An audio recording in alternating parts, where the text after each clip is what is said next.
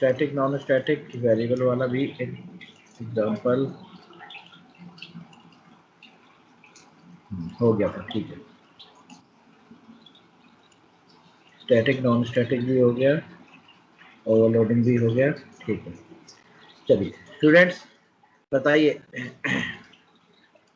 हाँ जी, फंक्शंस आपने main functions पढ़ा। अब मैं फंक्शंस के आगे आपको आगे बताने जा रहा हूँ फंक्शंस के बारे में। और बताइए फंक्शंस कितने टाइप के होते हैं? नतेश बताइए फंक्शंस कितने टाइप के होते हैं? Hello yes sir. बताइए टाइप्स ऑफ फंक्शंस, फंक्शंस कितने टाइप के होते हैं? अभी तो पता नहीं सर। नहीं पता? हाँ जी रोहित आप बताइए। सर 2 टाइप के। बताइए कौन कौन से? Static non static. नहीं, स्टैटिक नॉन स्टैटिक तो मॉडिफायर होते हैं, वो तो मॉडिफायर है उसको, फंक्शंस को लिखने के। हाँ जी आप बताइए अश्विन।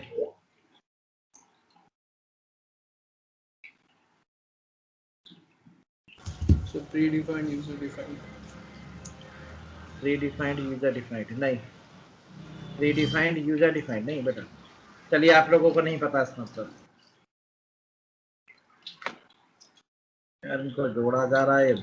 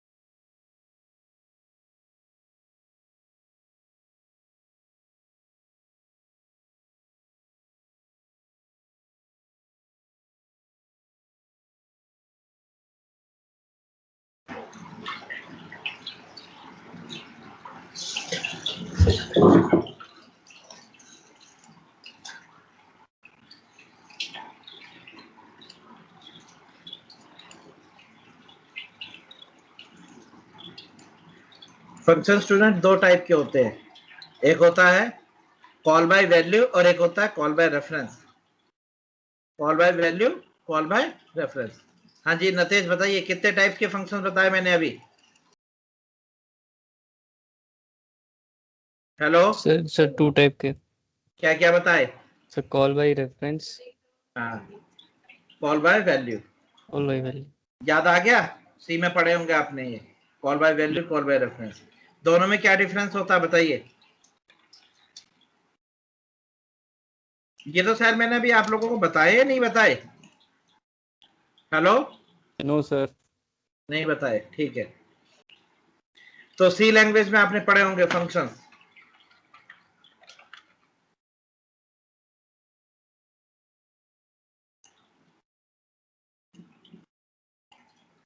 एक होता है call by value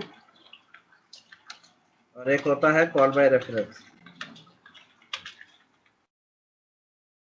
call by value और कॉल बाय रेफरेंस, ये दो टाइप के आपके फंक्शंस होते हैं।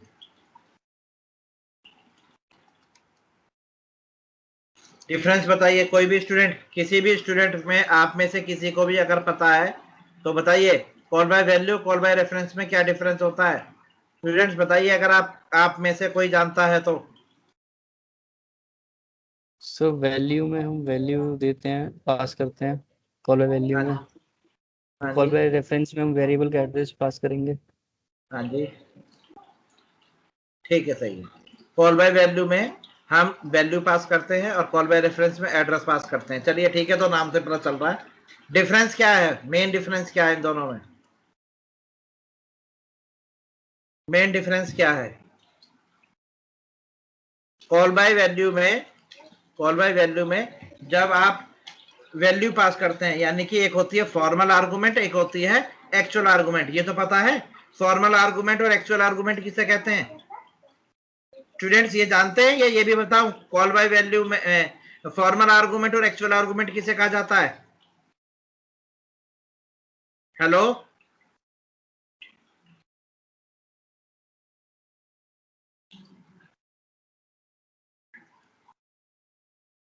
यार आप लोग जवाब ही नहीं देते हो, मुझे कैसे पता चलेगा कि क्या चीज बतानी है? मुझे बताइए तो सही। फंक्शंस के बारे में आप क्या जानते हैं बता दीजिए, नहीं तो फिर मैं बिल्कुल शुरू से जीरो से लेके चलूं ये मान के कि आपको फंक्शंस नहीं आते।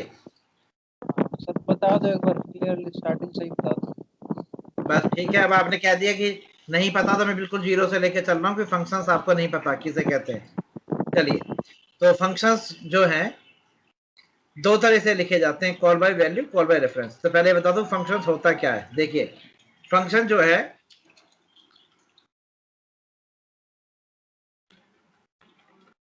function is a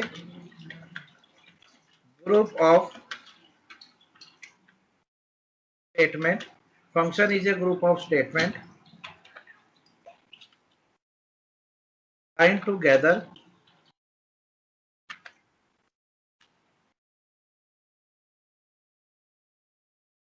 function is a group of statements combined together to perform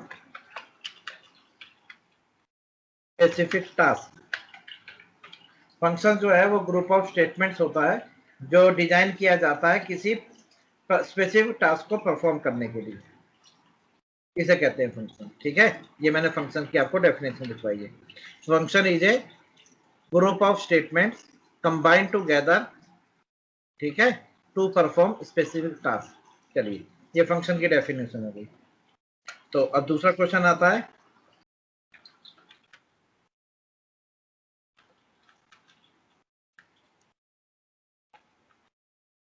how to write a function. Function को कैसे लिखा जाता है? तो उसके दो तरीके होते हैं, call by value, call by reference. दो तरीके से फंक्शन आप लिख सकते हैं, मैं आपको दोनों तरीके बताने जा रहा हूँ। How to write a function, तो पहला है कॉल बाय वैल्यू, दूसरा है कॉल बाय रेफरेंस।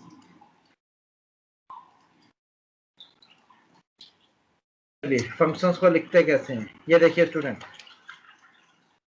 पहले आप लगाएंगे एक्सेस स्पेसिफायर पब्लिक, फिर लगाएंगे मॉडिफायर। अगर स्टैटिक है तो स्टैटिक लिखिए, अगर कुछ नहीं लिख रहे तो नॉन स्टैटिक है। तो पहले पब्लिक लिखिए, फिर आपने वॉइड और फिर फंक्शन का नाम लिखा। ये इसके अंदर आप आर्गुमेंट लिख रहे हैं। ये फंक्शन की मैंने बॉडी लिखी है, ये फंक्शन कहलाता है। तो इसे भी आप भूल जाइए क्योंकि ये जावा से रिलेटेड है। फंक्शन ये है, केवल ये फंक्शन कहलाता है। अब हर लैंग्वेज में इसमें कुछ ना कुछ चेंजेस होते रहते हैं, लेकिन कुछ चीजें ऐसी हैं जो उसकी हमेशा कांस्टेंट रहेंगी, जो किसी भी लैंग्वेज में चेंज नहीं होगी। क्या? एक रिटर्न टाइप और एक आर्गुमेंट, ये तो होंगी और एक इसका नाम। तो ये तीन चीज तो मेजर हैं जो फंक्शंस में होनी चाहिए, फंक्शन का नाम, फंक्शन की आर्गुमेंट और फंक्शन की रिटर्न टाइप, ये तीन चीज होती है। तो फंक्शन जहां से कॉल किया जाएगा, इस फंक्शन को जहां से कॉल किया जाएगा, वहां से जो आर्गुमेंट पैरामीटर पास किए जाएंगे वो होंगे एक्चुअल, और वो यहाँ पर आके एक्स और वाई में जाके स्टोर होंगे, ये होंगे फॉर्मल। यानी कि फंक्शन की डेफिनेशन में जो वेरिएबल लिखे जाते हैं ये फॉर्मल होते हैं, और जहां से इस फंक्शन को कॉल किया जाएगा, ठीक है। अब जैसे मैं बताऊं, मैंने एक मेन बनाया, वॉइड मेन, ध्यान से देखिए, वॉइड मेन। जावा की बात नहीं हो रही, यहाँ पे सिर्फ फंक्शंस की बात हो रही है। आपने यहाँ से लिखा ऐड, और इस ऐड के अंदर आपने यहाँ पर दो वेरिएबल आपने ले रखे हैं, इंटीजर ए मेन के अंदर और एक बी, और ए और बी को आपने इसमें पास किया। ये ए की वैल्यू पास की और ये आपने बी की वैल्यू पास की। तो यहाँ पर जो ए और बी हैं ये एक्चुअल आर्गुमेंट हैं, और एक्स और वाई जो है ये फॉर्मल आर्गुमेंट है। ए की वैल्यू असाइन करी आपने 15 और बी की वैल्यू असाइन करी आपने 10, और आपको इन दोनों का सम कराना है, इन दोनों का सम कराना है। इस तरह से आप प्रोग्राम डिजाइन कर रहे हैं। तो ये फंक्शन है, ये भी एक फंक्शन है, ये मेन फंक्शन है, ठीक है, जो हर प्रोग्रामिंग लैंग्वेज में आपको कंपाइलर के थ्रू मिलेगा। और ये आप यूजर डिफाइंड फंक्शन है, आप खुद बना रहे हैं। अब ध्यान से देखिएगा, अब ये a जो है वो जाके x में स्टोर होगा, और b जो है वो y में स्टोर होगा। यानी कि a की वैल्यू 15 इस x को मिल जाएगी, और b की वैल्यू 10 इस y को मिल जाएगी, ठीक है। अब यहाँ पर इनका कैलकुलेशन होगी, z equal to x plus y. इन दोनों की कंप्यूट हुआ, कंप्यूट होके सम आया, जिसको आपने यहाँ से लिखा रिटर्न। अब रिटर्न क्यों लिख रहे हैं, क्योंकि मैं इसकी रिटर्न टाइप यहाँ लिखने जा रहा हूँ, मैंने लिख दिया इंट, तो ये इंट रिटर्न करेगा, नहीं इंटीजर वैल्यू रिटर्न करेगा। अब ये यहाँ से जेड रिटर्न करेगा। अब ये रिटर्न वहीं पर वापस जाएगी जहां से ये फंक्शन कॉल हुआ। ये फंक्शन कहाँ कॉल हुआ, ये फंक्शन कॉल हुआ है यार, ये फंक्शन कॉल हुआ मेन में, तो सीधी मेन में जाएगी, यहाँ पर कॉल हुआ यहीं वापस आएगी। यहाँ पर आपने किसी वेरिएबल में इसको स्टोर करा लिया रिटर्न को, यानी कि जो रिटर्न टाइप यहाँ से जेड आई है, ये जेड यहाँ से रिटर्न होकर इस डब्ल्यू में स्टोर हो जाएगा। तो अब देखिए, अब मैं समझाता हूँ कौन सी चीज क्या है। तो ये आपने यहाँ से ए सेंड करा, ये एक्स में गया, और जो ये आपने यहाँ से वाई यानी कि बी इस वाई में गया। तो यहाँ पर ए और बी जो है ये एक्चुअल आर्गुमेंट है, और एक्स और वाई ये जो फॉर्मल आर्गुमेंट है, ठीक है। अब इन दोनों का जो कंप्यूट हुआ वो जेड में आया। अब इस जेड को आपने यहाँ से वापस भेजा, ये डब्ल्यू में आया, तो इसे बोलेंगे आर्गुमेंट, और जो वापस आ रही है इसे बोलेंगे रिटर्न। तो इसे बोलेंगे आर्गुमेंट विद रिटर्न वैल्यू, ये होता है, ये है फंक्शन। तो फंक्शन इसलिए लिखे जाते हैं जिससे कि आप अपने प्रोग्राम को छोटे छोटे मॉड्यूल्स में डिवाइड कर ले, अलग अलग मॉड्यूल्स में। जैसे कि आप एक कैलकुलेटर बना रहे हैं, कैलकुलेटर का प्रोग्राम बना रहे हैं, तो उसमें आपने ऐड मॉड्यूल अलग कर लिया, माइनस का अलग कर लिया, डिवाइड का अलग कर लिया, मल्टीप्लाई का अलग कर लिया। तो आपने 4 मॉड्यूल डिवाइड कर दिए, और 4 प्रोग्रामर हैं आपके पास, डेवलपर है, और हर डेवलपर को अपना अपना अलग अलग मॉड्यूल दे दिया। एक से कह दिया आप ऐड बनाओ, एक से कह दिया आपने माइनस, एक से मल्टीप्लाई, एक से डिवाइड। तो सब प्रोग्रामर अपने अपने मॉड्यूल पे काम कर रहे हैं, इसलिए फंक्शंस बनाए जाते हैं। लीजिए, तो यहाँ पर ए और बी जो है वो एक्चुअल है, और जो एक्स और वाई है वो फॉर्मल है। फॉर्मल का सम हुआ, आंसर आया जेड में, फिर वो जेड वहां से रिटर्न होगा और वापस वहीं आएगा जहां पे फंक्शन कॉल हुआ था, और डब्ल्यू में आ गया। डब्ल्यू को आप यहाँ पे प्रिंट करा सकते हैं, यहाँ पे प्रिंट स्टेटमेंट लिखिए। अब अगर आप जावा का यूज कर रहे हैं तो आप यहाँ पर, मैं तो खाली प्रिंट लिख देता हूँ, है ना, प्रिंट, क्योंकि मैंने किसी लैंग्वेज से रिलेटेड नहीं बनाया, प्रिंट, और यहाँ पर आपने डब्ल्यू को प्रिंट करा दिया। अब आप जिस लैंग्वेज का भी यूज कर रहे हैं उसके हिसाब से सिंटैक्स चेंज कर लीजिए। लीजिए, ये बन के तैयार हुआ है। तो कॉल बाय वैल्यू और कॉल बाय रेफरेंस में क्या डिफरेंस होता है, अभी इस फंक्शंस के हिसाब से मैं आपको समझाता हूँ। कॉल बाय वैल्यू में जो ये आपने वैल्यू यहाँ से पास करी है ए और बी की, ये एक्स वाई में जाकर स्टोर हुई है। अब अगर यहाँ पर एक्स वाई में कोई चेंजेस हो, एक्स वाई में अगर कोई चेंजेस हुए हैं, तो वो आपके ओरिजिनल ए और बी को मॉडिफाई नहीं करेंगे, यानी चेंजेस नहीं होंगे। तो कॉल बाय वैल्यू में कहा जाता है, देखो मैं लिख रहा हूं, फॉर्मल आर्गुमेंट में अगर चेंजेस होंगे वो ओरिजिनल यानी एक्चुअल लिख दो। फॉर्मल आर्गुमेंट में अगर चेंजेस होंगे तो वो एक्चुअल आर्गुमेंट को मॉडिफाई नहीं करेंगे। ये है इसकी डेफिनेशन, आपको याद रखना। कॉल बाय वैल्यू में अगर फॉर्मल आर्गुमेंट में चेंजेस होंगे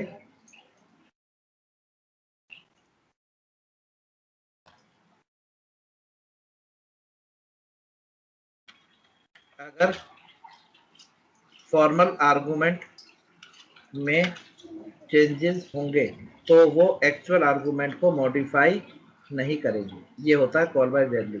अब देखिए कॉल बाय रेफरेंस में क्या है डिफरेंस। ये इसको ही कॉपी पेस्ट कर लो सर, कॉपी पेस्ट। अगर फॉर्मल आर्गुमेंट चेंजेस होंगे तो वो एक्चुअल आर्गुमेंट को भी मॉडिफाइड कर देंगे। पढ़िए क्या लिखा है जी। हाँ जी स्टूडेंट पढ़िए, दोनों में डिफरेंस बताइए। नतेश बताइए दोनों में डिफरेंस। हेलो नतेश सर वो बताइए। अगर हम सर कॉल बाय रेफरेंस और कॉल बाय वैल्यू में डिफरेंस हाँ जी डिफरेंस बताइए। है ये है कि फॉर्मल आर्ग्यूमेंट चेंज हो जाते हैं। हेलो, हाँ जी सुनाई दे रहा है, बताइए। कॉल बाय वैल्यू में वो एक्चुअल आर्ग्यूमेंट चेंज नहीं होते हैं, पर कॉल बाय रेफरेंस में चेंज हो जाते हैं। हाँ जी, बस ये डिफरेंस है मेन। ठीक है, अगर फॉर्मल आर्गूमेंट चेंजेस होंगे तो वो एक्चुअल आर्गूमेंट को भी मॉडिफाई कर देंगे, और कॉल बाय वैल्यू में एक्चुअल आर्गूमेंट में फॉर्मल आर्गूमेंट में चेंजेस हो रहे हैं, वो एक्चुअल आर्गूमेंट को मॉडिफाई नहीं करेंगे। बस यही मेजर डिफरेंस है, यही आप किसी को बताएंगे अगर आपसे कोई पूछेगा। तो यहाँ पर मैंने आपको बता दिया ए और बी, यहाँ पर जो है मैं एरो लगा के बता भी दूं आपको कि ए और बी यहाँ पर एक्चुअल आर्गूमेंट, ये यहाँ से जहाँ से पास की गई है इसको कहते हैं एक्चुअल। लीजिए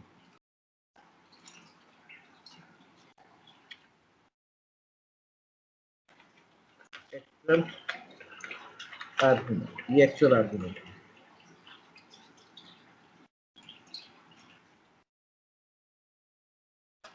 और ये जो x और y हैं, ये आपकी फॉर्मूला आर्गुमेंट है।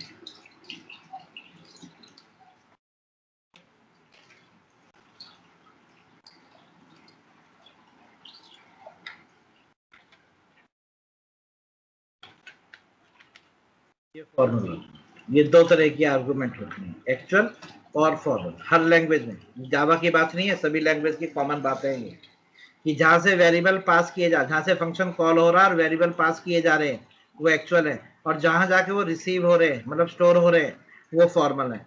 और फॉर्मल में अगर कोई चेंजेस हो रहे हैं और वो चेंजेस आपको एक्चुअल में भी दिख रहे हैं तो ये कॉल बाय रेफरेंस है। और अगर फॉर्मल में कोई चेंजेस हो रहे हैं और वो एक्चुअल को चेंज नहीं कर रहे, वो कॉल बाय रेफरेंस है, वो कॉल बाय वैल्यू है। ठीक है, चलिए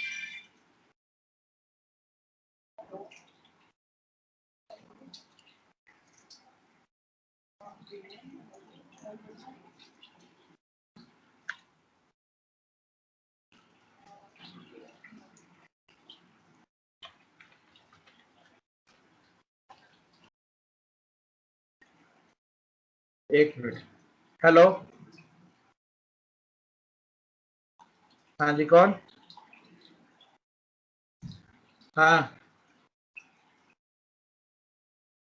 अभी नहीं, अभी स्टार्ट नहीं करी, पिछले हफ्ते मैंने नहीं पढ़ाया, मैं उस पे था, क्वारंटाइन था मैंने पूरे 8 दिन की छुट्टी ली है पिछले, नहीं ली मैंने क्लास, मेरी तबीयत खराब थी तो मैंने छुट्टी ले ली थी, इसलिए कोई बैच मैंने स्टार्ट नहीं किया अभी। ठीक है, वो मैंने हाँ भास्कर सर ने मुझे छुट्टी दे रखी है, मेरी तबीयत ज़्यादा खराब थी, कमजोरी ज़्यादा हो गई थी, तो 8 दिन हो गए मुझे छुट्टी पे, मैंने कोई बैच नहीं लिया, और इसके बाद जब बैच स्टार्ट होगा तो आपको वो इन्फॉर्म कर देंगे, अभी मैं कोई नहीं ले रहा हूँ। ठीक है, जब मेरी तबीयत सब सही हो जाएगी उसके बाद लूंगा।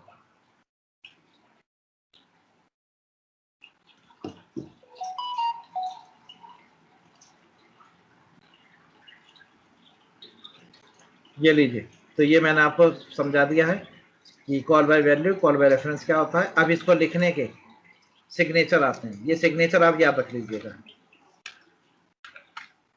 फंक्शंस को लिखने के सिग्नेचर, इसको सिग्नेचर भी कहा जाता है, प्रोटोटाइप भी कहा जाता है,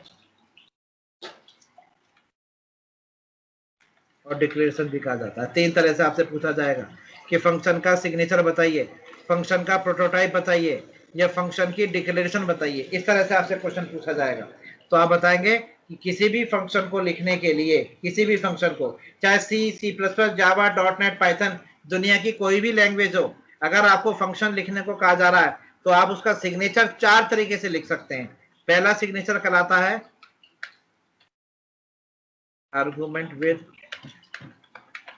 रिटर्न वैल्यू, पहला सिग्नेचर कहलाता है आर्गुमेंट विद रिटर्न वैल्यू, दूसरा सिग्नेचर कहलाता है argument with no return value, और तीसरा कहलाता है no argument with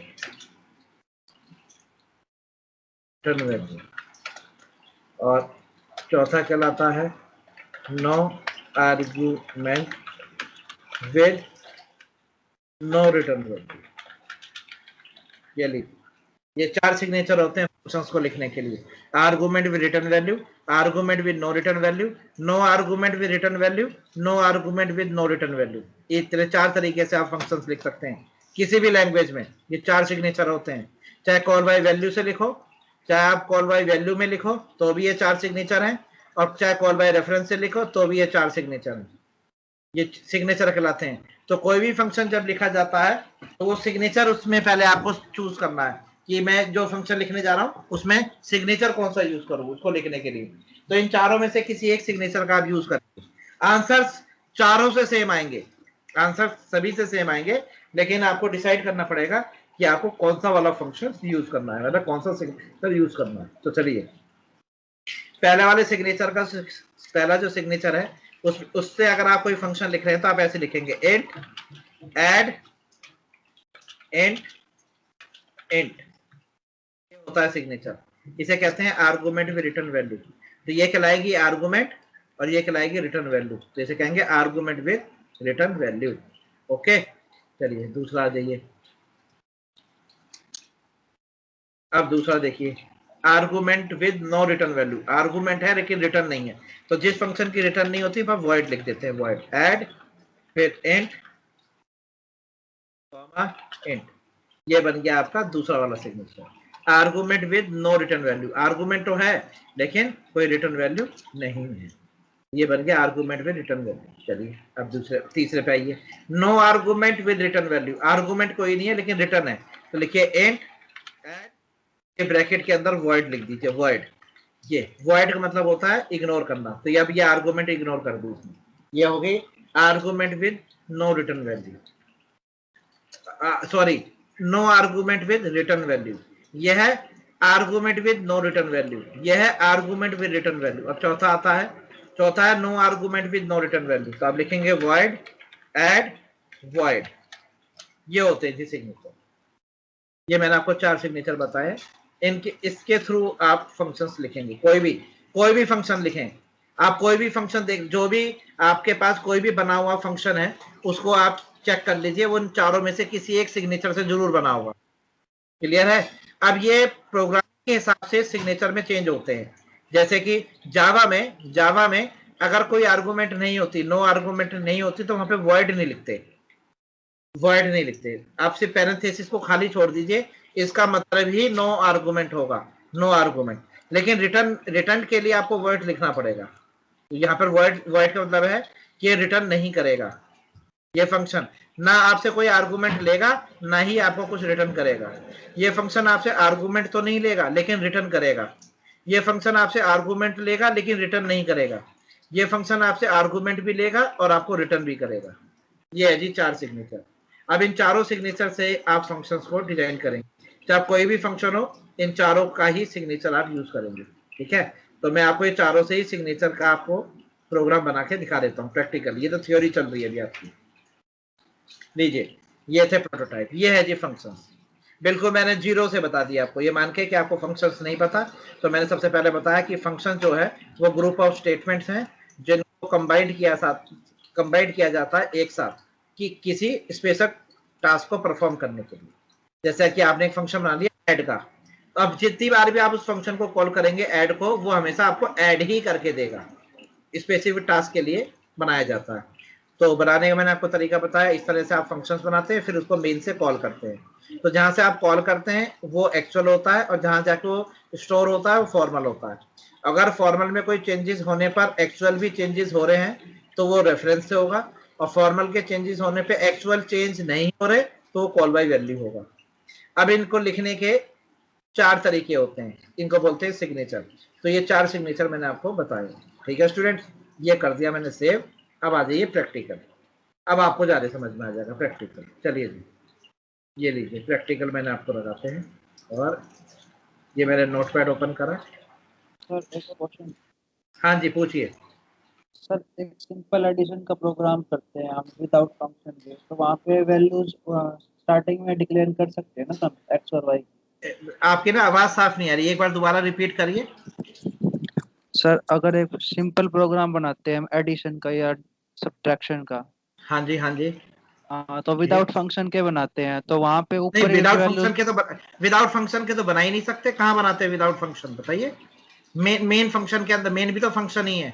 okay okay, चल मेन का ठीक है, लेकिन ऊपर ही वैल्यू डिक्लेयर कर सकते हैं ना उनकी, एक्स और वाई, जैसे कि हमने हाँ रिटर्न वैल्यू ले ली, हाँ जी।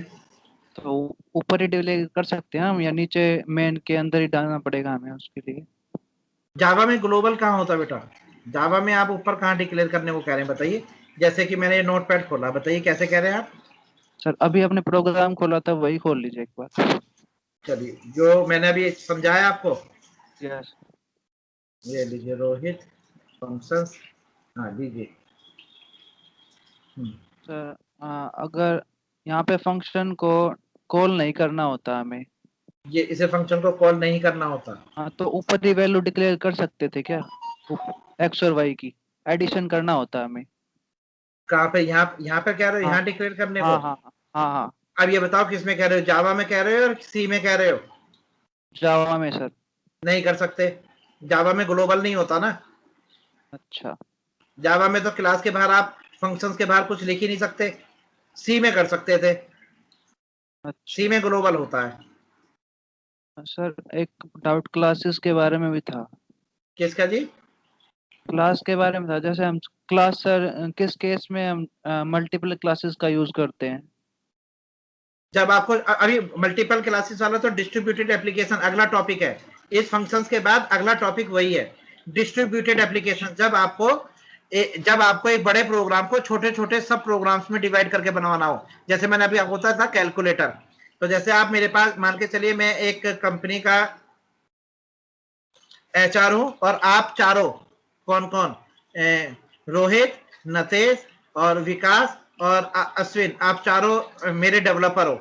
और मेरे पास एक सॉफ्टवेयर बनने को आया है और मैंने उस सॉफ्टवेयर को 4 छोटे छोटे मॉड्यूल्स में डिवाइड करके आप लोगों को दे दिए। तो आप लोग चारों अपनी अलग अलग क्लास बनाएंगे और फिर उसमें अपना सॉफ्टवेयर को डेवलप करेंगे, फिर उसको एक जगह असेंबल्ड किया जाएगा। उसे बोलते हैं डिस्ट्रीब्यूटेड एप्लीकेशन, जो फंक्शंस के थ्रू बनाई जाती है। तो अभी मैं जो आपको फंक्शंस लिखवाने जा रहा हूं, वो एक ही प्रोग्राम के अंदर होंगे, फिर इसको मैं अलग अलग क्लास में करके दूंगा। तो जब भी तो फंक्शंस को मैंने आपसे पूछा कि बिल्कुल जीरो से लेके चलूंगा, तो जीरो से लेकर तब हो गया कि पहले तो एक जगह लिखूंगा एक ही प्रोग्राम में, फिर उसको अलग अलग क्लासेस में लिखूंगा। तो उसे कहते हैं डिस्ट्रीब्यूटेड एप्लीकेशन। क्या कहते हैं? Distributed application. एप्लीकेशन, ठीक है सर। हाँ, अभी बना के दिखाता हूं, अभी आज ही करके दिखा रहा हूं। Okay sir. तो देखो, अभी आप जो देख रहे हो वो डिस्ट्रीब्यूटेड नहीं है। वो मान के चलो एक ही डेवलपर पूरा प्रोग्राम लिख रहा है, एक ही डेवलपर पूरा प्रोग्राम लिखेगा। चलिए, तो मान के चलो मैंने आपसे कह दिया विकास कि आपको एक प्रोग्राम बना के दिखाना है जिसमें ऐड, माइनस, मल्टीप्लाई और डिवाइड चारों करने हैं, आपको ही करने हैं चारों। और इसको आप फंक्शंस के थ्रू बनाएं। आप विदाउट फंक्शन भी बना सकते हैं। तो विदाउट फंक्शन कैसे बनाएंगे? आप मेन फंक्शन के अंदर सारा कोड लिख देंगे, मेन के अंदर ही। तो देखो, अगर आपसे कोई कहे कि फंक्शन मतलब प्रोग्राम बनाओ विदाउट फंक्शन, तो विदाउट फंक्शन तो आप देखो ऐसे बनाते हैं, FUNCTION, विदाउट फंक्शन। तो आप सिंपल एक क्लास लिखते। क्लास का नाम कुछ भी रख लो। आपने रख दिया कैल्सी1 नाम रख दिया इसका। और इसके अंदर आपने लिखा पब्लिक स्टैटिक, एक फंक्शन तो जरूर होगा, पब्लिक स्टैटिक वॉइड मेन। बिना फंक्शन के तो प्रोग्राम हो ही नहीं सकता ना। तो ये आपने फंक्शन लिख दिया, स्ट्रिंग मेन फंक्शन। फिर आपने इसके अंदर एक वेरिएबल ए लिया, ए को वैल्यू साइन करी 15 और बी को वैल्यू साइन करी 10। ये आपने वैल्यू साइन कर दी ए और बी। ए को आपने 15 असाइन करा और बी को आपने 10 असाइन करा। और फिर मैंने आपसे कहा कि प्लस, माइनस, मल्टीप्लाई, डिवाइड चारों करो। तो आपने कहा इंटीजर एक sum equal to a plus b. देखो, बिना फंक्शन के बना रहे हो। फिर आपने कहा integer minus a minus b. फिर आपने कहा integer sum minus multiply a into b. फिर integer divide equal to a divide by b. और यहाँ पे आपने लिख दिया system dot out dot print line. और ये आपने आंसर प्रिंट करा दिया, ऐड इक्वल टू ऐड में आंसर आ गया। ऐसे ही आपने चारों प्रिंट करा दिए। ये बिना फंक्शन के हैं, मतलब एक फंक्शन मेन तो है, मतलब एडिशनल फंक्शन नहीं बनाए, ऐड माइनस मल्टीप्लाई और डिवाइड, और ये आपने इनके वेरिएबल प्रिंट कर दिए। मैंने वेरिएबल के नाम भी मीनिंगफुल लिए थे। मीनिंगफुल वेरिएबल इसलिए लेने चाहिए जिससे कि वो सेंस करे कि वो क्या करने जा रहे हैं। तो लीजिए, ये है without without without function, without function. लीजिए रन करके दिखा रहा हूं मैं आपको एक प्रोग्राम। File save as. चलिए, अब आपने ई ड्राइव में गए और ई ड्राइव में आपने रोहित नाम के फोल्डर में, ये फंक्शंस नाम का एक फोल्डर है, इसके अंदर मैंने लिख दिया विदाउट विदाउट फंक्शन, जिससे कि बाद में पढ़ो तो समझ में आ जाएगा। ये विदाउट फंक्शन वाला प्रोग्राम है। कैल्सी1 डॉट जावा, कैल्सी1 डॉट जावा। लीजिए, कैल्सी1 डॉट जावा के नाम से प्रोग्राम सेव है। चलिए रन करके दिखा रहा हूँ मैं आपको। ये वाला प्रोग्राम, तो इस प्रोग्राम से तो आप फैमिलियर हैं, यहाँ पर मुझे कोई एक्सप्लेन करने की जरूरत नहीं। ये एक क्लास है, इस क्लास के अंदर ये मेन मेथड है, ये मैंने आपको समझा दिया है क्या होता है। ये मेन मेथड है और इसके अंदर मैंने सिंपल प्रोग्राम लिखा। तो ये स्ट्रक्चर प्रोग्रामिंग है, स्ट्रक्चर प्रोग्रामिंग। इसमें ऑब्जेक्ट यूज ही नहीं हुआ, स्ट्रक्चर प्रोग्रामिंग है, सिंपल। कोई ऑब्जेक्ट की जरूरत नहीं है आपको, क्योंकि आपने डायरेक्ट प्रिमिटिव डेटा टाइप पे काम किया है। चलिए इसे कंपाइल करके दिखा रहे हैं आपको। cmd जब कैल्सी1 डॉट जावा, देखिए कंपाइल हो जाएगा। ये ऐड को कह रहा है, can not find symbol add. कोई गलती कर दी मैंने, देखें क्या गलती करी मैंने। सॉरी, मैंने लिखा है सम, सम और प्रिंट कर रहा हूँ ऐड, है ना। तो यहाँ पे क्या लिखूं, सम। वेरिएबल का नाम सम है ना। चलिए, तो ये उसने पकड़ लिया, गलती उसने फौरन पकड़ी और आपको बता दी कि आपने ये ऐड यूज करा है, जबकि वेरिएबल का नाम सम है। ये देखिए, जावा कैल्सी, और देखिए मैंने एंटर करा, ये आंसर आ गया। ऐड माइनस मल्टीप्लाई और डिवाइड। 15 और 10, 15 और 10 25, 15 में से 10 गए 5, 15 इंटू 10 150, और 15 डिवाइड बाय 10 तो 1 आएगा, क्योंकि इंट लिया है, फ्लॉट नहीं लिया, इसलिए। फ्लॉट लेते तो 1.5 आता। ये लीजिए आपके सामने, ये सिंपल प्रोग्राम है। अब मैंने आपसे कहा कि विकास इसे फंक्शंस के थ्रू करके दिखाओ, फंक्शंस के थ्रू। आपने कहा ठीक है सर, अब की बार फंक्शंस के थ्रू कर देते हैं। तो आपने क्या करा, एक क्लास बनाई, एक क्लास बनाई कैल्सी2, ठीक है, कैल्सी2, और आपने फंक्शंस लिखने शुरू करे। तो आपने, मैंने कहा चारों तरह के फंक्शन यूज करो जी, चारों तरह के, चारों सिग्नेचर यूज करके दिखाओ। तो आपने कहा ठीक है सर, एक बना देता हूं मैं, आर्गुमेंट विद रिटर्न। ये मैंने कमेंट लिख दी, जिससे आपको पता रहेगा कि मैं कौन कौन से फंक्शंस यहाँ लिखने जा रहा हूँ। Argument with return value, argument with no return value, फिर no argument with return value, फिर no argument with no return value. देखिए हो गया सॉल्व। अब मेन तो लिखना ही पड़ेगा, मेन तो लिखना ही है आपको, पब्लिक स्टैटिक वॉइड मेन। अब आप जो ये फंक्शंस लिखने जा रहे हैं, ये आपकी मर्जी है कि आप इसको स्टैटिक लिखें या नॉन स्टैटिक लिखें। ये आप देख लीजिए। आप स्टैटिक लिख रहे हैं तो मैं इन फंक्शंस को, जब ये इन फंक्शंस को कॉल करूंगा तो मुझे सिर्फ क्लास के नेम की जरूरत होगी। और अगर मैं इनको नॉन स्टैटिक बनाऊंगा तो मैं पहले क्लास का ऑब्जेक्ट बनाऊंगा, फिर उस ऑब्जेक्ट से कॉल करूंगा। बस इतना फर्क होगा स्टैटिक और नॉन स्टैटिक में। तो मैं आपको अभी जो बना के दिखा रहा हूं वो नॉन स्टैटिक बना के दिखा देता हूं। तो उसके लिए मुझे क्या करना पड़ेगा, कैल्सी2 इसका ऑब्जेक्ट बनाना पड़ेगा। ऑब्जेक्ट इक्वल टू न्यू कैल्सी2, ये लीजिए ऑब्जेक्ट बन गया। अब मैं इस ऑब्जेक्ट की हेल्प से इन चारों फंक्शंस को कॉल करूंगा। चलिए अब मैं इनकी डेफिनेशन तो लिख लूं। तो डेफिनेशन सबसे पहले वाली की लिखी मैंने, रिटर्न टाइप के साथ, है ना। तो मैंने लिखा public int add, public int add, ठीक है, और इसके अंदर आर्गुमेंट पास करी integer x comma integer y। अब ये लीजिए, ये इसका सिग्नेचर बन गया, ये आर्गुमेंट हो गई, ये इसकी रिटर्न टाइप हो गई, और इसका नाम रख दिया मैंने add1, ठीक है, add1। चलिए दूसरा वाला फंक्शन देखिए, इसको बनाना है argument with no return value, no return value.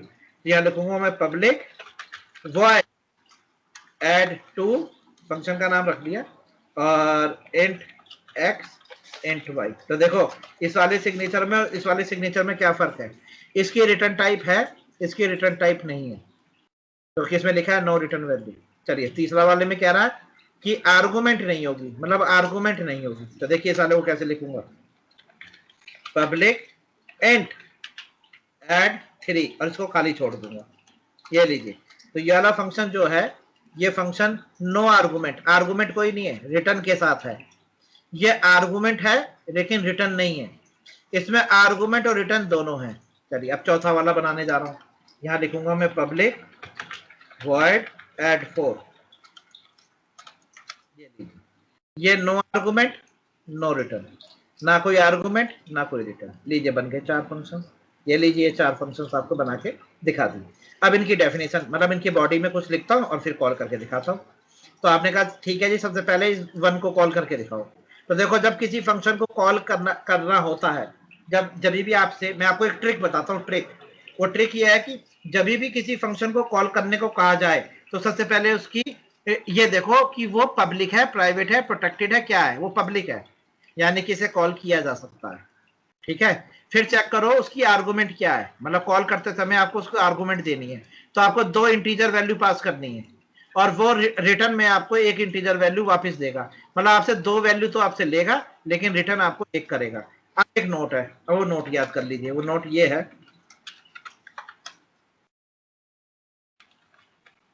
Function की argument multiple and distinct, multiple and और हो सकती हैं, लेकिन रिटर्न टाइप हमेशा एक ही होगी। नतेश पढ़िए क्या लिखा मैंने नोट, पढ़िए नतेश। सर फंक्शन की आर्ग्यूमेंट मल्टीपल एंड और डिस्टिंक्ट हो सकती है लेकिन रिटर्न टाइप हमेशा एक ही होगी। जरा आप अपनी बात अपनी लैंग्वेज में समझा दो कि मैंने क्या समझाना करा है। मतलब यहाँ पर ये इसका क्या मतलब है, इस इतनी लाइन का क्या मतलब है? सर इसका ये मतलब है कि फंक्शन के जो आर्ग्यूमेंट होते हैं वो हाँ, मल्टीपल हो सकते हैं, एक हो सकता है, एक से ज्यादा भी हो सकता है और और अलग अलग भी हो सकती हैं। अलग अलग भी हो सकते हैं, डिफरेंट हाँ, तो डिफरेंट अलग से, और अलग का सेम भी मतलब हो ये, सकते हैं। हाँ हाँ, सेम भी हो सकती है, अलग अलग। तो मैंने इसलिए एंड और दोनों लिखा। एंड और का मतलब होता है एक साथ भी हो सकती है, अलग अलग भी हो सकती है। तो देखो स्टूडेंट, ये इंट है, तो ऐसा भी हो सकता है कि तीसरी आर्गुमेंट करेक्टर टाइप हो। ऐसा जरूर थोड़ी है कि इंट है तो सारी इंट होगी, ऐसे भी है इंटीजर करेक्टर। और रिटर्न टाइप फ्लोट हो सकती है। हाँ, ये भी सही है कि ये आपसे 2 इंटीजर वैल्यू और 1 करेक्टर वैल्यू लेगा, आपसे लेगा ये, और आपको रिटर्न में फ्लोट देगा। हाँ, ये भी सही है, इसलिए मैंने लिखा डिस्टिंक्ट हो सकती है। समझ गए? तो ऐसा नहीं है कि एक जैसी ही होंगी, अलग अलग भी हो सकती हैं। तो बस आपको याद रखनी है कि आर्गुमेंट, ये जो आर्गुमेंट है ये मल्टीपल भी हो सकती है, डिस्टिंक्ट भी हो सकती है, लेकिन रिटर्न हमेशा एक ही होगी। समझ में आया? एक से ज्यादा ऐसा नहीं कि रिटर्न टाइप में कॉमा लगा के दूसरे लिख दो या ऐसे लिख दो, ऐसा नहीं हो सकता। रिटर्न टाइप हमेशा एक ही होगी, या तो नहीं होगी या तो होगी नहीं। अगर होगी तो एक ही होगी। आर्गुमेंट मल्टीपल और डिस्टिंक्ट हो सकती है, ये लिखवाया मैंने। चलिए, तो जब इस फंक्शन को कॉल करना है ऐड 1 को, तो 2 आर्गुमेंट पास करनी है, वो होंगी एक्चुअल और एक्स वाई होगी फॉर्मल। चलिए नीचे आ जाइए, अब कॉल करते हैं ऐड 1 को। तो ऐड 1 स्टैटिक है नॉन स्टैटिक है? नॉन स्टैटिक है, तो मैंने ऑब्जेक्ट तो बना ही लिया ओबी। अब देखो स्टूडेंट, देखो कैसे कॉल करते हैं। यहाँ लिखना ओबी डॉट ऐड वन है, और यहाँ से 2 वैल्यू पास करना, एक पास करी 15 और एक करी 10। तो सुनो स्टूडेंट, ये 15 जो है वो इस x में आएगी और जो 10 है ये इस y में आएगी। इन दोनों का सम करो यहाँ पर। तो ये देखो integer z equal to x plus y, दोनों का सम हो गया। अब इन दोनों का सम होकर z में आएगा। अब इस z को वापस भेजो, रिटर्न करो, यहाँ लिखो रिटर्न z। तो ये आपकी मर्जी है कि आप इसे ब्रैकेट में रखना चाहते हो या बिना ब्रैकेट के भी चल जाएगा।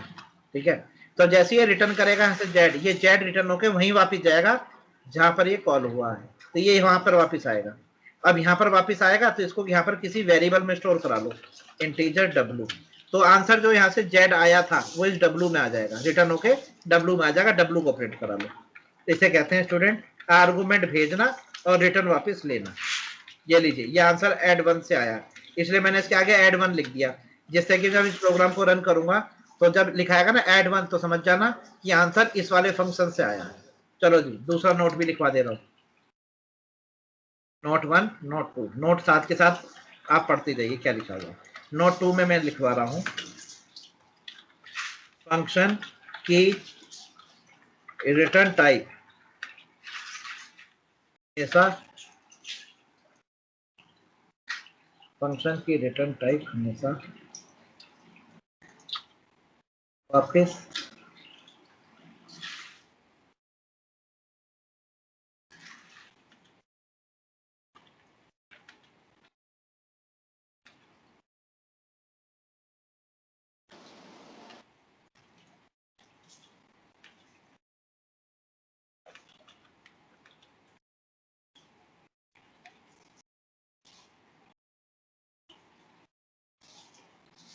पढ़िए स्टूडेंट, नतेश पढ़िए क्या लिखा है।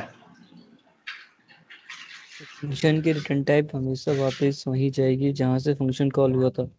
बस जितनी सी बात याद रख लेना, कभी गलती नहीं होने की।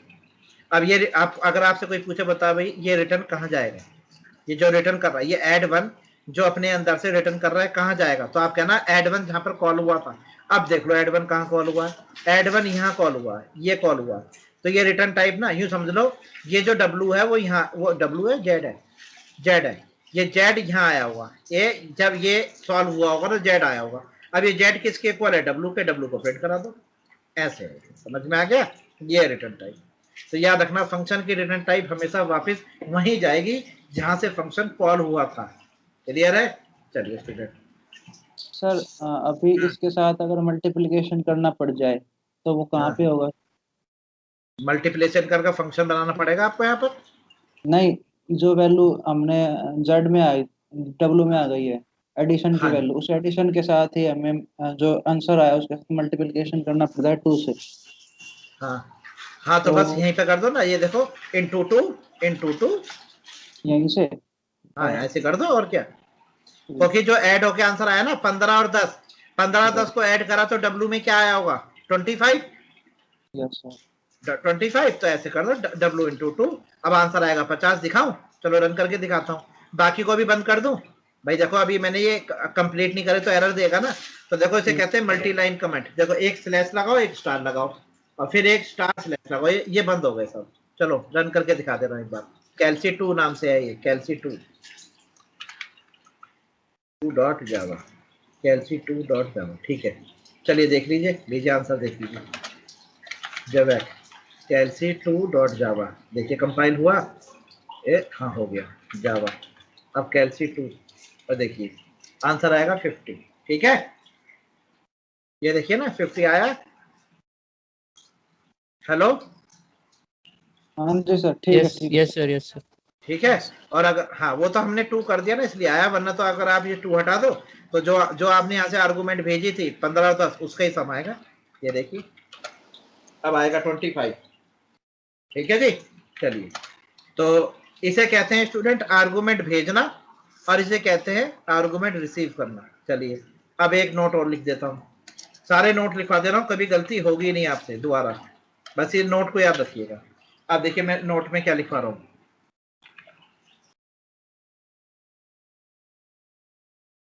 फंक्शन की आर्गुमेंट, फंक्शन की आर्गुमेंट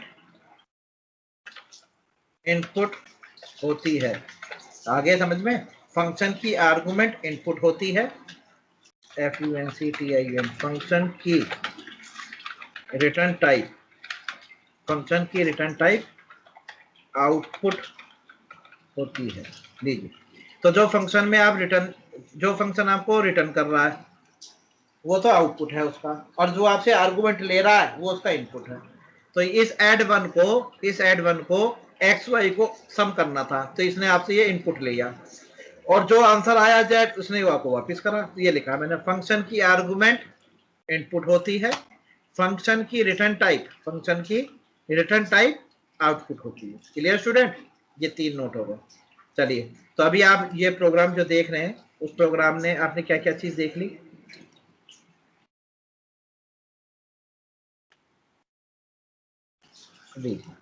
नोट 1, नोट 2, नोट 3। चलिए अब दूसरा वाला लिखते हैं। दूसरे वाले ये देखिए मैंने ओपन कर लिया ऐसे, ये यहाँ से ओपन कर दिया और नीचे यहाँ से बंद कर दिया। अब मैं दूसरा वाले की डेफिनेशन लिखने जा रहा हूँ। दूसरे वाले में है जी आर्गुमेंट तो भेजनी है आपको, ठीक है, आर्गुमेंट हम भेजेंगे यानी इनपुट हम देंगे, लेकिन ये आउटपुट हमें वापस नहीं करेगा। एड टू फंक्शन कह रहा है मैं आपसे इनपुट तो लूंगा लेकिन आपको आउटपुट वापस नहीं करूंगा। चलो ठीक है, कॉल करते हैं पहले से। तो आ जाओ, देखो कॉल कैसे करेंगे। सिंपल जैसे कॉल होता है, आप यहाँ लिखिए ओबी डॉट एड टू और वैल्यू भेजिए यहाँ से 15 और 10 भेज दिया आपने। लेकिन अब की बार आप देखो ऐसे रिटर्न वापस नहीं ले रहे, आप वापस नहीं ले रहे रिटर्न। क्यों? क्योंकि रिटर्न करेगा ही नहीं। तो वैल्यू तो ये आपसे ले रहा है, ऐड टू आपसे ले तो रहा है लेकिन आपको वापस कुछ नहीं कर रहा।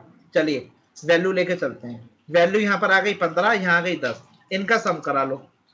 Integer z equal to x plus 5। अब बताइए आंसर किस में आया होगा? आंसर किस में आया होगा स्टूडेंट? z में आ गया ना आंसर वापस? Yes sir. Yes sir, yes sir. अब यहाँ से वापस भेजना है कि नहीं भेजना? No sir. नहीं भेजना। तो आप यहीं पे प्रिंट करा दो, यहीं प्रिंट करा दो, क्योंकि यहाँ से आंसर आगे नहीं जाएगा। तो यहीं पर प्रिंट करा दो, ये आ गया ऐड टू और ये देखिए आंसर प्रिंट हो गया z। तो ये फंक्शन आपसे इनपुट तो ले रहा है लेकिन रिटर्न में आपको कुछ नहीं दे रहा। तो आप क्या करेंगे? आंसर यहीं के यहीं फंक्शन के अंदर ही प्रिंट करा देंगे, फंक्शन के अंदर ही प्रिंट करा देंगे। चलिए देखें आप इसको, देखिए ये देखिए कंपाइल किया और ये मैंने इसका रन किया, बिल्कुल सही आंसर आ रहा है। तो बताइए पहले वाले में और इस वाले में क्या फर्क है स्टूडेंट? पहले वाले में आपसे उसने इनपुट भी लिया था और आपको रिटर्न भी की थी। दूसरे वाले में आपसे इनपुट तो लिया है लेकिन आपको रिटर्न नहीं कर रहा। तो आंसर तो 25 ही आना ना। 15 और 10 25 होते हैं, चाहे मैं आंसर प्रिंट कराऊं चाहे आप आंसर प्रिंट कराओ, आंसर तो 25 ही आएगा। तो देखो इसको समझाने के लिए मैंने आपको एक चीज और से समझाता हूँ। मान के चलिए मैं हूं मेन, मैं मेन हूं और ये जो नतेश हैं, ये जो नतेश हैं ये फंक्शन है, ये ऐड टू है। अब मैं मेन हूं तो मैंने नतेश से कहा नतेश जरा 15 और 10 को जोड़ के दो। तो नतेश ने मुझसे लिया ना 15 और 10, तो इनपुट मैंने दिया, तो मैं नतेश को दे रहा हूं 15 और 10, तो ये नतेश के लिए इनपुट है। नतेश ने 15 और 10 को सम करा और 25 मुझे वापस कर दिया, तो इसे बोलेंगे आर्गुमेंट विद रिटर्न वैल्यू। दूसरे वाले केस में क्या हुआ? मैंने नतेश को 15 और 10 तो दिया लेकिन उससे मैंने वापस नहीं लिया, तो आंसर कहां पर रह गया? नतेश के पास रह गया ना, तो नतेश खुद प्रिंट करा देगा। तो देखो वही काम यहां पर हुआ, ऐड टू ने खुद प्रिंट करा दिया आंसर। क्लियर है? तो अगर नतेश प्रिंट कराए या मैं प्रिंट कराऊं, आंसर तो 25 ही आना था। ठीक है जी, क्लियर हो गई बात। चलिए अब फंक्शन 3 की बात करते हैं। फंक्शन 3 वाले केस में स्टूडेंट इसमें क्या होना था? फंक्शन 3 में आर्गुमेंट कोई नहीं देनी लेकिन रिटर्न लेनी है। मतलब कि इस वाले केस में क्या हो रहा है कि जो नतेश है, मैंने नतेश से कहा नतेश जरा सम करके दो, मैंने ये कहा सम करके दो, ऐड करके दो, लेकिन ये नहीं बताया किस वैल्यू का ऐड करके देना है, ये नहीं कहा मैंने नतेश से कहा नतेश तुम दो वेरिएबल का सम करके दो, वेरिएबल तुम खुद डिसाइड कर लो तुम्हें क्या रखने हैं। तो देखो आर्गुमेंट तो मैंने इसको दी नहीं, यानी इनपुट तो मैंने इसको दिया नहीं, तो नतेश खुद डिसाइड कर लेगा कि इसको क्या चाहिए। तो ये खुद डिसाइड करेगा, उनको सम करेगा और सम करके जो आंसर आएगा वो मुझे रिटर्न करेगा, यानी कि मुझसे इनपुट तो नहीं लेगा लेकिन आउटपुट देगा। तो देखिए ये कैसे बनेगा। तो इस वाले केस में आप यहाँ पे फंक्शन को इस तरह से कॉल करेंगे। देखिए ये आपने कहा ओबी डॉट एड 3, तो देखिए इसके देखिए आर्गुमेंट खाली छोड़ दिया आपने। इसका मतलब है कि आप इसे कुछ दे नहीं रहे लेकिन रिटर्न में ले रहे हो। तो रिटर्न में आपने यहाँ ले लिया इंटीजर और आंसर ले लिया आपने मान के चलो m में। तो ऑब्जेक्ट 3 एड 3 से जो भी आंसर आएगा वो m में आएगा, m को यहाँ हम प्रिंट करा लेंगे system dot out dot print line. यानी कि तीसरे वाले केस में हम फंक्शन को कुछ दे तो रहे नहीं लेकिन उससे ले रहे हैं वापस, आंसर m में आएगा, m में। चलिए अब इसकी डेफिनेशन लिखते हैं। तो देखिए स्टूडेंट तीसरे वाले केस में मैं क्या कर रहा हूं, यहाँ पर ऐड 3 में क्या करने जा रहा हूं। ऐड 3 के केस में मैंने नतेश से कहा नतेश आप खुद ही वेरिएबल डिसाइड करो, तो नतेश ने देखो खुद ही वेरिएबल ले लिए। अब देखो वेरिएबल यहाँ नहीं ले रहा क्योंकि यहाँ पर इनपुट में से कुछ नहीं मिल रहा, तो ये अपने अंदर वेरिएबल ले रहा, अपने अंदर वैल्यू रख ले रहा। देखो 15 अपने आप ही y की वैल्यू रख ली, 10 कुछ भी रख सकता है, और ये z तीनों वेरिएबल ले लिए इसने। फिर यहाँ पर z को इसने सम किया और फिर यहाँ से इसने रिटर्न किया, ये रिटर्न। तो देखो वैल्यू इसने खुद डिसाइड करी, 15 और 10 कहाँ है, फंक्शन के अंदर, यानी कि नतेश ने खुद डिसाइड करा कि उसको किस वेरिएबल को सम करना है, और जो आंसर निकल के आया वो मुझे जेड में उसने वापस कर दिया। अब ये वापस होकर किस में आया, एम में, और प्रिंट हो गया। तो इसे बोलेंगे argument, no argument with return value. लीजिए आंसर देख लीजिए, no argument with return value, answer 25 ही आएगा। ये देखो, ये लीजिए, ये आ गया आंसर 25, क्योंकि 15 और 10 हमेशा 25 ही होते हैं, चाहे आप सम करो चाहे मैं सम करूं, आंसर 25 ही आएगा। लीजिए ये आ गया आपके सामने 25। इस वाले केस में, थर्ड केस में नतेश, ये मान के चलिए नतेश है, ये ऐड 3 जो है ये नतेश है, ये है नतेश। मैंने नतेश से कहा कि मैं आपको आर्गुमेंट कुछ नहीं दे रहा, आर्गुमेंट आप डिसाइड कर लो। इन्होंने डिसाइड कर ली, सम करा, और जो आंसर आया मैंने कहा वो मुझे दे दो, तो इसने मुझे आंसर दे दिया रिटर्न करके। सही है जी, आ जाइए। अब आ गया ऐड नंबर 4। ऐड नंबर 4 में हम कह रहे हैं ना हम तुम्हें कुछ देंगे ना हम तुमसे कुछ वापस लेंगे, तो बस सिंपल सा आप यहाँ पे लिखिए ऑब्जेक्ट ऐड 4, बस ये लीजिए। तो देखिए ना यहाँ से आप कुछ आर्गुमेंट भेज रहे और ना ही वापस कुछ रिटर्न में आपको मिल रहा। चलिए आ जाइए, अब सारा काम यहाँ पर फंक्शन खुद करेगा, अपने आप ही तो वैल्यू असाइन करेगा, वैल्यू असाइन कर ली, फिर उनको सम करेगा, ये लीजिए सम कर दिया, फिर खुद ही प्रिंट करा देगा, खुद ही प्रिंट करा देगा। ये होते हैं जी ओवरऑल फंक्शंस, खत्म हो गए। लीजिए फंक्शंस भी आपके कंप्लीट हो गए, ऐसे लिखे जाते हैं फंक्शन। किसी भी लैंग्वेज में अगर आप फंक्शंस लिखेंगे तो यही 4 सिग्नेचर हैं। ये लीजिए आंसर आ गया। तो इस वाले केस में, ऐड 4 के केस में, ना हम ऐड 4 को कोई इनपुट दे रहे ना इससे कुछ वापस आउटपुट ले रहे। लीजिए आंसर देख लीजिए, ये लीजिए आंसर, ये आ गया ऐड 1, ऐड 2, ऐड 3, ऐड 4, सबके आंसर 25 है।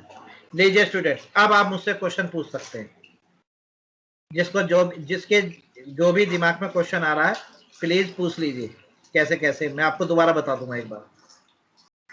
लीजिए आपके सामने है। हाँ जी, नतेश, रोहित, विकास और अश्विन, हाँ जी, किसी को कुछ पूछना है? स्टैटिक और नॉन स्टैटिक का यूज अलग अलग होता है क्या?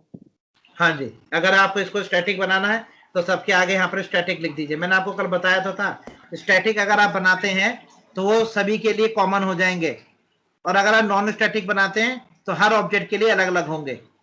तो सॉफ्टवेयर बनाते समय, हाँ जी, हाँ जी, आप बता क्या बोल, सॉफ्टवेयर बनाते समय आपको देखना होता है कि सॉफ्टवेयर के अंदर कौन सी चीज मुझे सबके लिए कॉमन रखनी है और कौन सी चीज मुझे सबके लिए अलग अलग रखनी है। तो जो चीज आपको सबको कॉमन रखनी है उसके लिए आप स्टैटिक लिख दीजिए, और जो आपको सबके लिए अलग अलग रखनी है वो आप नॉन स्टैटिक रखिए। जैसे मैंने आपको एग्जांपल देके बताया था कि क्लासरूम के अंदर जो व्हाइट बोर्ड है वो स्टैटिक होना चाहिए, फैन जो है वो स्टैटिक होना चाहिए, क्योंकि वो सबके लिए कॉमन है। मेन फंक्शन स्टैटिक क्यों होता है? क्योंकि वो सबके लिए कॉमन रखना होता है। और नॉन स्टैटिक अगर आप बना रहे हैं तो सबके लिए अलग अलग बनाएंगे, ये चीज होती है। हाँ जी बताइए स्टूडेंट्स, पूछिए। हेलो, हाँ जी बताइए, ये रहा आपके सामने।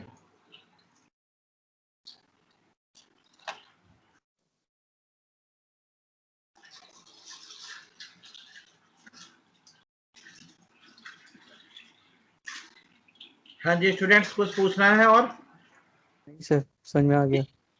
हाँ, कोई भी क्वेश्चन दिमाग में आ रहा हो अलग से तो पूछ लीजिए। ये लीजिए, ये रहा आपके सामने। अब मैंने विकास से कहा, विकास आप इसको डिस्ट्रीब्यूटेड एप्लीकेशन से बनाइए, इसको डिस्ट्रीब्यूट कर दीजिए, जगह जगह बनाना पड़ेगा। तो चलिए, तो ये अभी आपने जो प्रोग्राम बनाया, ये बनाया आपने, इसको जरा अलग से कर दो। मैंने एक जगह ही हो गया, ये था विद फंक्शन, ये था विदाउट फंक्शन, और एक बनाया मैंने विद फंक्शन। तो विदाउट फंक्शन में से मैंने कैलसी 2 वाला कट कर लिया और विद फंक्शन में पेस्ट कर दिया। लीजिए ये आ गया विद फंक्शन, विदाउट फंक्शन। अब आता है डिस्ट्रीब्यूटेड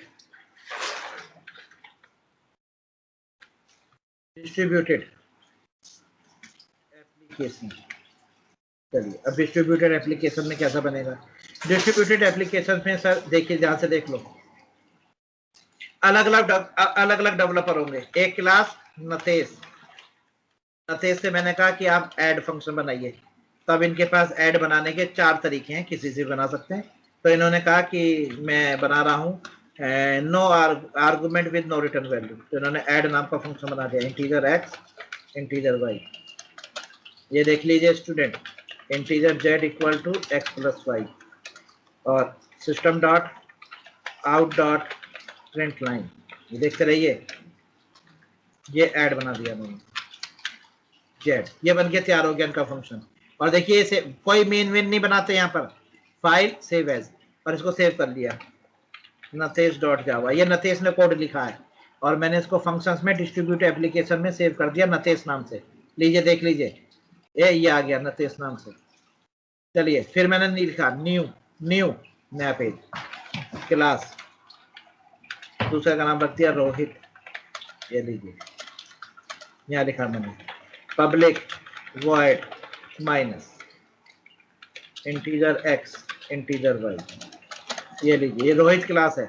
रोहित ने माइनस वाला प्रोग्राम परफॉर्म किया है, रोहित ने माइनस करके दिखाया है, क्योंकि मैंने अलग अलग टास्क दिया था। मैं बॉस हूँ और मैंने अपने जो मेरे ये है डेवलपर्स हैं, इनको मैंने अलग अलग टास्क दिया।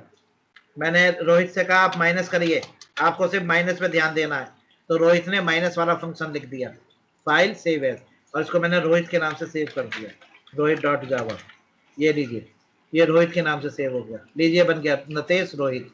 चलिए अब आ गया तीसरा न्यू क्लास। अब क्लास जो है रोहित नतेश, और तीसरे कौन है हमारे पास, कौन कौन है, नतेश विकास रोहित अश्विन, विकास भी तो है हमारे पास, ठीक है। विकास से मैंने कहा आप मल्टीप्लाई करिए, तो मैंने कहा multiply integer x integer y, ये लीजिए system dot out dot print line multiply integer z equal to x into y, ये लीजिए ये मल्टीप्लाई का प्रोग्राम बना दिया विकास ने, फाइल सेव एज विकास डॉट जावा, ये लीजिए विकास ने काम कर दिया। अब अश्विन बचे, क्लास अश्विन से अश्विन ने कहा मैं डिवाइड का प्रोग्राम बनाता हूँ, public void divide integer x integer y integer z equal to x divide by y, यहाँ करा दिया system dot out dot print line,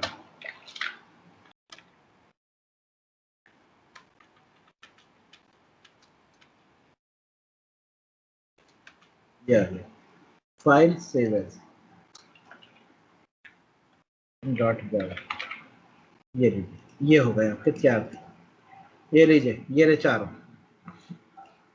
Ashwin Natesh Rohit विकास, ये मेरे डेवलपर हैं। इनको जो जो काम दिया गया था सबने अपना अपना काम करके रख लिया। अब इस प्रोग्राम को रन कैसे करेंगे, मेन तो किसी के पास है ही नहीं, क्योंकि प्रोग्राम तो एक बनाना है ना। अब आप बनाओ मेन क्लास, तो मैंने बना दिया बॉस, ये देखिए मैंने बनाई क्लास बॉस, ये देखते रहिए क्लास बॉस। यहाँ मेन बनाया हमने public static void main string args, ये है बॉस ने अश्विन से कहा अश्विन काम कर दिया पूरा, ने कहा हाँ जी मेरा काम कंप्लीट है।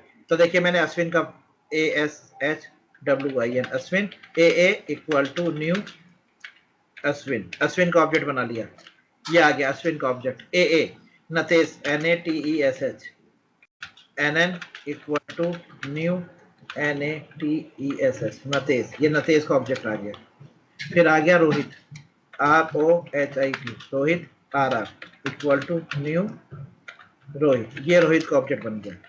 फिर आ गया Vikas VIKAS Vikas VV equal to new Vikas, ये विकास का ऑब्जेक्ट बन गया। लीजिए चारों के ऑब्जेक्ट बन गए।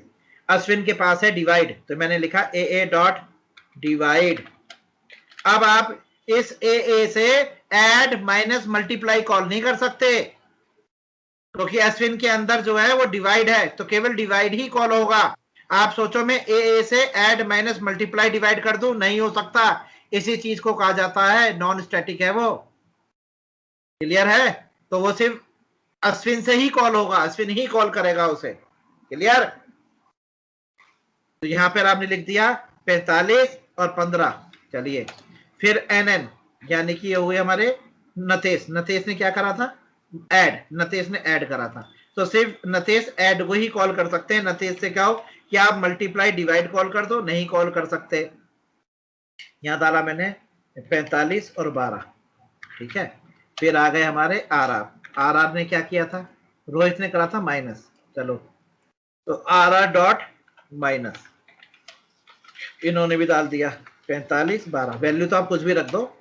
फिर आए विकास वीवी, इन्होंने करा मल्टीप्लाई। अब ये एक दूसरे के फंक्शन को कॉल कर ही नहीं सकते, ये नॉन स्टैटिक है ना, इसलिए कॉल नहीं कर सकते।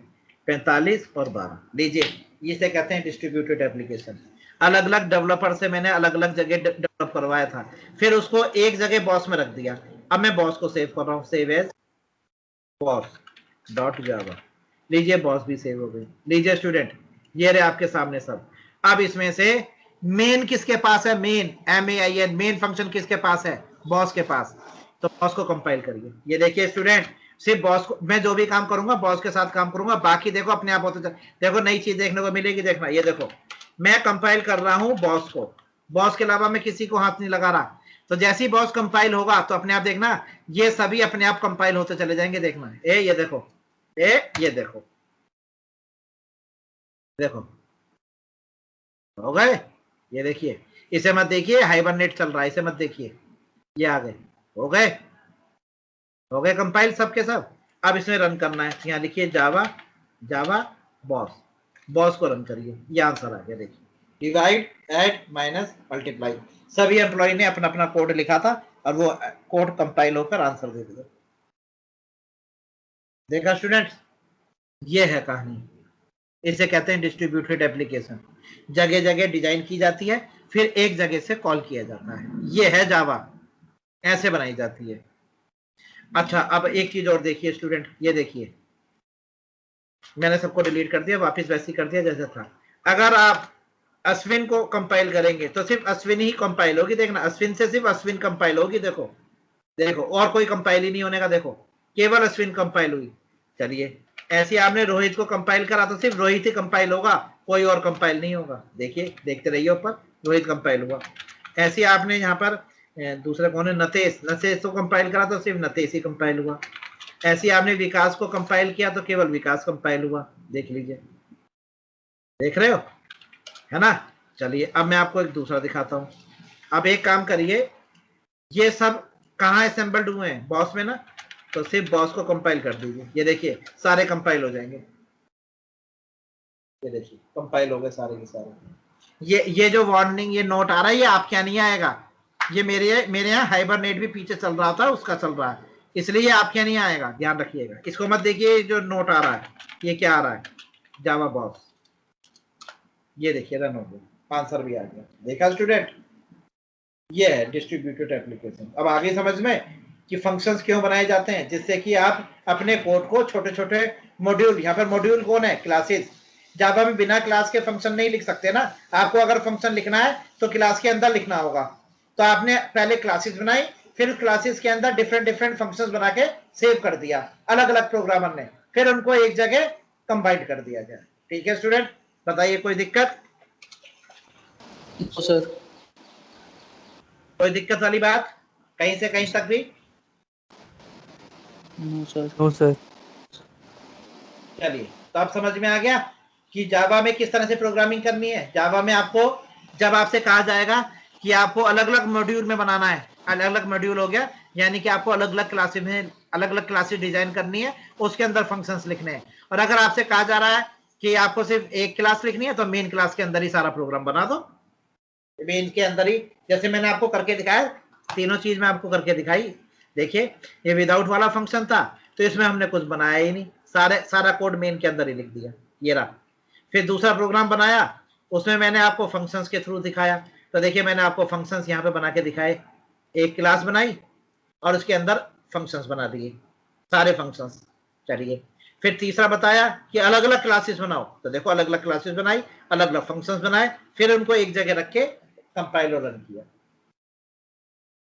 ठीक है स्टूडेंट्स, तो आज ये हमने फंक्शंस कंप्लीट किए हैं।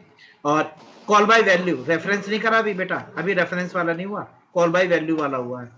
चलिए ये मैं आपको मैसेज कर रहा हूँ, चैट में आपको मिल जाएगा, घर पे ट्राई करिएगा अपने आप। जी रोहित, एक डाउट था सर। हाँ जी पूछिए पूछिए। मैं पूछ रहा था कि अगर जो बॉस वाली फाइल में था, अगर हाँ वो जी। कोई और पैकेज में हो तो नहीं वो एक्सेस? वो पैकेज अलग वाली, वो अलग, वो टॉपिक अलग है। वो आपका जो पैकेज वाला चैप्टर है वो है 5th चैप्टर, 5th चैप्टर। जब इनहेरिटेंस खत्म हो जाएगी उसके बाद पैकेज आते हैं। ठीक है, तो वो जैसे भी हम आपको हाँ सी में जब पैकेज, इंक्लूड करते हैं फाइल तभी हाँ जी एक्सेस हो उस टाइम पाता है। फिर इंपोर्ट करेंगे, इंपोर्ट करेंगे। जैसे उस टाइम क्या होगा कि जैसे ये फंक्शंस आपने एक ही जगह रख रखे हैं, वो अलग अलग जगह होंगे, वो फिर पैकेज का कंसेप्ट आता है। अभी आप 1st चैप्टर पे चल रहे हैं, ये अब उस टाइम क्या होगा कि ये जो अश्विन है, नतेश है, विकास है, बॉस है, रोहित है, ये एक जगह नहीं होंगी। एक सी ड्राइव में होगी, एक डी ड्राइव में होगी, एक ई ड्राइव में होगी, एक पड़ोसी के कंप्यूटर पे होगी, एक अमेरिका में रखी होगी, ऐसी अलग अलग कंप्यूटर पे रखी हुई हैं, अलग अलग सर्वर पे, आपको पता ही नहीं। तो उस टाइम आप उसको इंपोर्ट करेंगे। ठीक है, तो वो चैप्टर जो आएगा वो आएगा इस, अभी आपका चल रहा है फंक्शंस, इसके बाद आएंगे कंडीशंस, लूप, एरे, फिर आएगा कंस्ट्रक्टर, फिर इनहेरिटेंस, उसके बाद आएंगे पैकेज। जब आप सीखोगे पैकेज, जब आप सीखोगे कि अगर आपकी जो क्लासेस हैं वो कहीं और रखी हुई हैं, तो आप उस टाइम क्लास पाथ बोलते हैं उसे, क्लास पाथ कैसे सेट करेंगे जब बताऊंगा मैं आपको वो। ठीक है, ठीक है सर। Yes sir. चलिए तो ये देखिए मैंने यहाँ पर आपको ये फंक्शंस वाला लिखवा दिया है, आप ट्राई करिएगा। ठीक है, एक बार खुद बना के देखिए, क्लियर हो जाएगा। ठीक है जी, चलिए कल बताएंगे आपको कॉल बाय रेफरेंस। आज बताया था मैंने आपको कॉल बाय वैल्यू, और कल बताएंगे आपको कॉल बाय रेफरेंस का। ठीक है जी, चलिए okay students, thank you sir. Okay जी, वेलकम।